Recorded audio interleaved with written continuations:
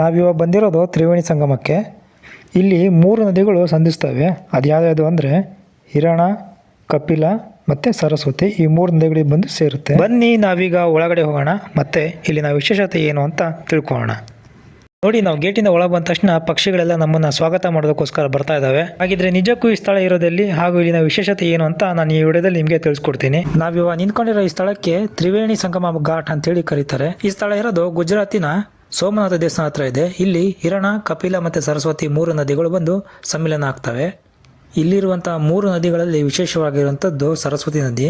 ಯಾಕೆಂದರೆ ಇದು ಹಿಮಾಲಯದಲ್ಲಿ ಹುಟ್ಟಿ ಅಲ್ಲಿಂದ ಇದು ಉತ್ತರ ಪ್ರದೇಶದ ಪ್ರಯಾಗ್ರಾಜಲ್ಲಿ ಬರುತ್ತೆ. ಅಲ್ಲಿಂದ ಕಣ್ಮರೆ ಆಗುವಂಥ ಈ ನದಿ ಗುಪ್ತಗಾಮಿನಿಯಾಗಿ ಹರಿದು ಇಲ್ಲಿ ಬಂದು ಸೇರುತ್ತೆ. ಇಲ್ಲಿ 3 ನದಿಗಳು ಸಂಗಮವಾಗಿ ಇಲ್ಲಿಂದ ಪೆಸಿಫಿಕ್ ಸಾಗರಕ್ಕೆ ಹೋಗುತ್ತೆ. ನಿಮ್ಮೆಲ್ಲರಿಗೂ ಗೊತ್ತು, ಕಾಶಿಯಲ್ಲಿ ಗಂಗಾ ಆರತಿ ಆಗುತ್ತೆ, ಕುಂಭಮೇಳ ಕೂಡ ನಡೆಯುತ್ತೆ. ಅದು ಅಲ್ಲಿ ಮಾತ್ರ ಸೀಮಿತ ಅಲ್ಲ, ಇಲ್ಲೂ ಕೂಡ ಆರತಿ ನಡೆಯೂ ಕೂಡ ಜನ ಭಾಗವಹಿಸ್ತಾರೆ. ಸೋಮನಾಥ ದೇವಸ್ಥಾನಕ್ಕೆ ಹೋಗೋ ತುಂಬ ಜನಕ್ಕೆ ಈ ಪ್ಲೇಸ್ ಬಗ್ಗೆ ಇನ್ಫಾರ್ಮೇಶನ್ ಇರಲ್ಲ. ಹಾಗೇಂದ್ರೆ ನೀವೇನಾದ್ರು ಫ್ಯೂಚರ್ ಪ್ಲಾನ್ ಮಾಡ್ತಿದ್ರೆ ಈ ಪ್ಲೇಸ್ಗೆ ತಪ್ಪದೆ ವಿಸಿಟ್ ಮಾಡಿ.